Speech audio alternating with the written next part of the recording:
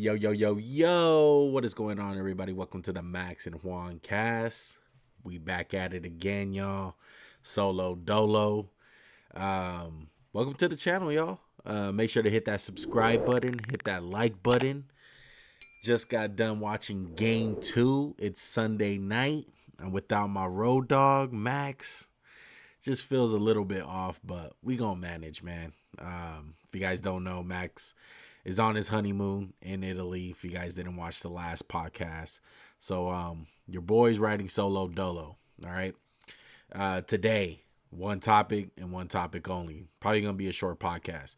Heat and Nuggets. All right. Series is tied 1-1. Heat got away with the win in game two. Game one went to the Nuggets. First of all, man, hell of a win. The Heat did their job. It can really not even matter what happened in game one at this point. The Heat did their job. They won their one game on the road. That's all you need to do in a 7-game series.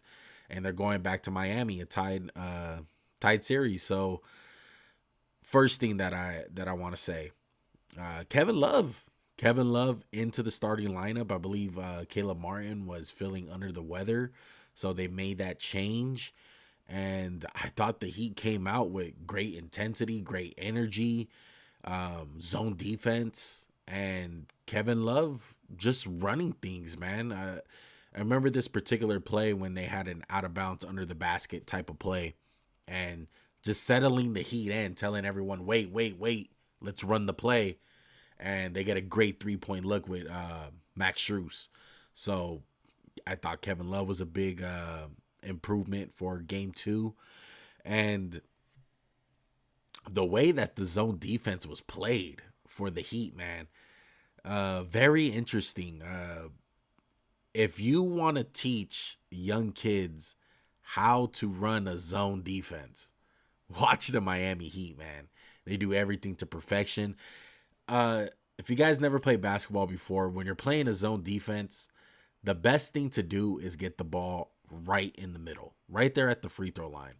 And of course, the Nuggets were trying to do that time after time again with Nikola Jokic, and the Heat were denying them the ball. Caleb Martin, Kyle Lowry, Max Strus, Jimmy Butler, all these guys just fronting him, denying him to get the ball in that area because they knew once you got the ball in that area, you're dead. You're done. The defense is pointless.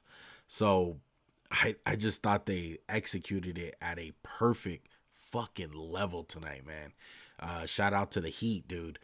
Nikola Jokic, staying on him, had triple-double in game one, but a 40-piece this game.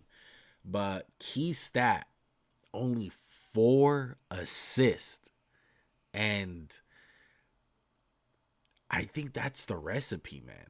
That's the recipe here. I believe the Nuggets are 0-3 when Jokic scores 40 or more. So I think the Heat have found something as far as a blueprint on if it's going to happen. This is how it's going to have to look. But a lot of guys for the Nuggets just did not show up to play, dude. Michael Porter Jr., KCP, both in single figures tonight. Didn't even hit double digits. Aaron Gordon barely hit double digits, but at least him on the defensive end, he comes to play. And KCP had some timely plays on defense. But Michael Porter Jr., your job is to hit open threes, and he didn't tonight. I believe he went 1 for 5. So it's tough, bro. It's tough when basically your whole team just did not really bring it like they have been over the last couple of weeks. So wanted to mention that. So much fight for the Heat, dude. Kyle Lowry, especially their bench with Akai and Duncan Robinson, who seems to get resurrected once a week here for the Miami Heat. Game has kind of transitioned to a little bit of a not a one-way player. As I wouldn't say one-way player. That's a wrong way of saying it, but a player that can put the ball on the floor. Like he's able to drive to the hoop finally and make some plays. He's not just a 3-point threat out there. And I think that's so big for a guy like Duncan Robinson.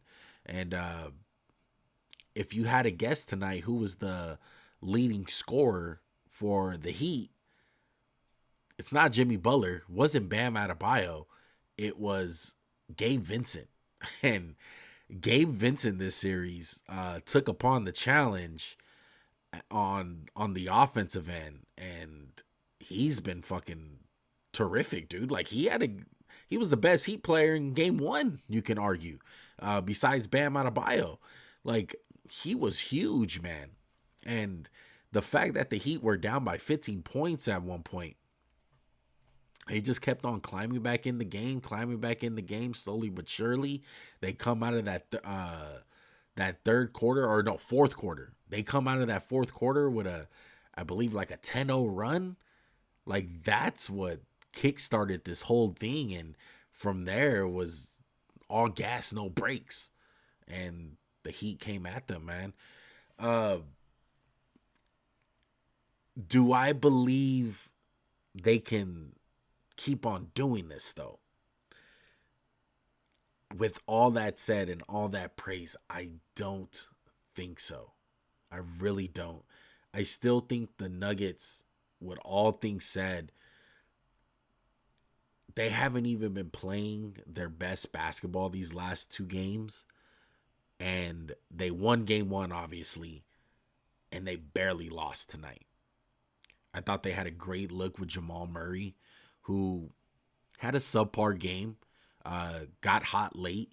I thought he made some really crucial buckets for them, but had a great look at the basket for them to tie it up and go to OT. But I think the Nuggets are going to be fine, dude. Honestly, I still see a possibility of them winning one on the road and maybe even two.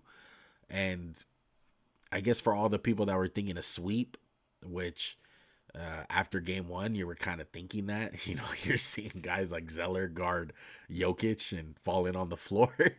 You're kind of like, man, the Heat probably going to sweep these boys, but it just shows how much grit the Heat have. But I don't think this is gonna last long. It's not enough to win 3 more games for another NBA championship. As much as it pains me to say that, because like, how can you not be a fan of this Heat team? Just the way they play. Unless you're a Nuggets fan, like it's great to watch, man. It's all grit, it's all effort, it's all coaching. It's not one particular guy. Everyone tonight for that Heat team fucking played almost. I think the only guy that didn't play was Udonis, but Spoelstra used his whole roster. And yeah, Highsmith got a lot less minutes in game two than game one, but their whole roster contributed tonight, essentially. And it's really hard to beat on nights. I said the only chance that the Heat had in this series was Jimmy Butler going berserk, but they have proved me wrong, and they have won a game where Jimmy Butler was, I wouldn't say terrible or anything, but he seemed to be one of the guys out there just making a play, and hopefully the Heat can sustain this. But in my opinion, I don't think they can, dude. The Nuggets haven't been playing well, and it's still been close. I expect them to turn things around. Hopefully, Malone and Jokic and even Murray, for that fact, can do something about this zone defense. It's crazy that the Heat have gone this far playing this zone defense, but they just play it so amazing, and they need to find a way where maybe they get the ball in Murray's hands a little bit more, like coming down. I know they like Jokic coming down there with the ball at times, even in transition. But for him to score 40 points, it's just not a recipe for good, as crazy as that sounds. you know you're gonna wind up winning the game when Jokic is affecting the game with his passing, with his assist. And I know you can't base everything off of numbers, but that's a pretty big number for a guy in Jokic that gets assists in his sleep to only have 4. It's kind of crazy. So if he gets a triple double, you got a good chance of winning. But when he scores 40 and doesn't have that many assists, got less of a chance. So uh, gotta find some type of balance between that. As far as the 3 points go, the Heat shot 49% damn well.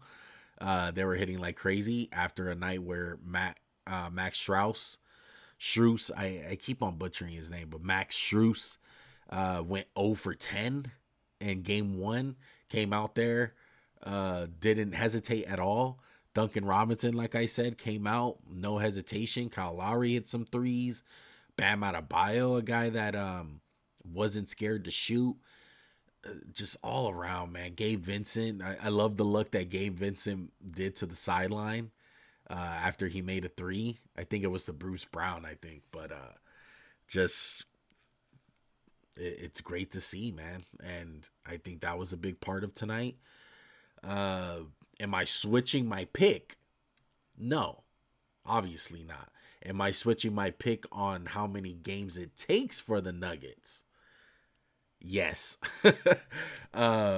This is looking like a 6-game series. I wouldn't go on a stretch and come up on here and say Heat are gonna win the series. That's it. It's gonna go 7 regardless. No, I don't think so. I think there's still a good chance that the Nuggets can still win in 5, like my prediction said. But I was expecting the Nuggets to win these first 2 games at home. First home loss in the playoffs. So leave it to the Heat to break that too, to be the first team in these playoffs to do it. But they did it. Looking forward to game 3. 3 main things that need to be a talking point. Number 1, Jokic needs to be able to have more assists, affect the game differently how he usually does, besides scoring 40 points, because that is not the recipe to win. Number 2, figure out that zone. And number 3, the guys for the Nuggets need to come out to play. KCP, Michael Porter Jr., and Aaron Gordon. They need to show up a little bit more on offense. Aaron Gordon did it in game 1 to start off the game. Something like that. Okay? I know you guys are bringing it on defense, but need a little bit more out of you guys on the offensive end. And on the Heat side, I think they need to keep on doing what they're doing. If they win game 3, all bets are off. I would bet this is panic. This is panic time. Down 2-1. You got to go game 4 in a hostile environment in Miami. That's going to be a tough task. It's going to be very, very tough. So I would say this is a must win. This is a must win for the Denver Nuggets in game 3. They need to win this game. They haven't really had all that much adversity in the playoffs. I wouldn't say they haven't had impressive wins, because they have. I think beating a Lakers team back-to-back in game 3 and 4 in LA is huge, especially with the refs against you. And winning that a couple games against Phoenix, on the road. I think those were big. But I think this is a little bit different monster, man. This is a Heat team that's hungry and just a different breed when it comes down to any other team that they played in the West. So looking forward to it. In other news, we got a little drop from Team USA talking about a guy in Austin Reeves and Anthony Edwards. Forgetting about the other player, but them two are committing to playing on Team USA. How do I feel about that? I love Reeves as a player, man. I really do. Obviously, Laker fan. I love what he's doing, and it's funny that the Lakers have another white player again that came out of nowhere, undrafted, and is doing some work like Alex Caruso. But Austin Reeves, man, he's clocking in a double paycheck, it seems like, because he's going to be having opportunities like this to play for Team USA. And word on the street, he might be $100 million player. I don't know how I feel about that. I think it's an interesting conversation. I'll briefly talk about it on here, but I really do want to make a video on, is Austin Reeves worth $100 million? And I want to go back and watch some film of him, because I do think he's a unique player in the sense where he may not be all athletic, and he's not really a role player you would say, where he's just like a guy on the court and plays defense and shoots threes. Like, that's your typical role player in the NBA in today's age. But I do think Austin Reeves has a lot more to him, and he can initiate offense out there. Like, I've seen him run pick and roll, very, very good, at a point where it looked unstoppable at times. And part of that, yeah, he's playing with Anthony Davis, but part of it, I do think it's because he's a smart and heck of a player. And he gets to the free throw line, point blank. And that's super valuable in today's league. You look at a team like the Miami Heat, that's like their bread and butter. If they're getting to the free throw line, they're going to be winning, like tonight. So I want to go full in depth, and I want to go more into it on why Austin Reeves is worth $100 million. Kind of on the fence about it, but I'm leaning towards, like, yeah, he is. I do think so. And I don't think teams are crazy. I just thought I'd get that off my chest. I think that's going to do it, folks. Another Solo Dolo podcast in the books. Make sure to follow us on all social media platforms. We're on Instagram, Twitter, of course on YouTube. So go ahead and hit that subscribe button, hit that like button, comment down below, all that good stuff. We're on Facebook. Follow us on Facebook. Newly added a TikTok. We're officially on TikTok. It's the same thing as our Instagram and Twitter. It's Max_JuanCast. Go ahead and get your boys some follows, man. So hit us up on there if you guys got TikTok. Have some interesting conversations on there with people. The algorithm is a little bit different, so get a little bit of engagement on there. So we appreciate you guys. I'll see you in the next one. All right. Peace.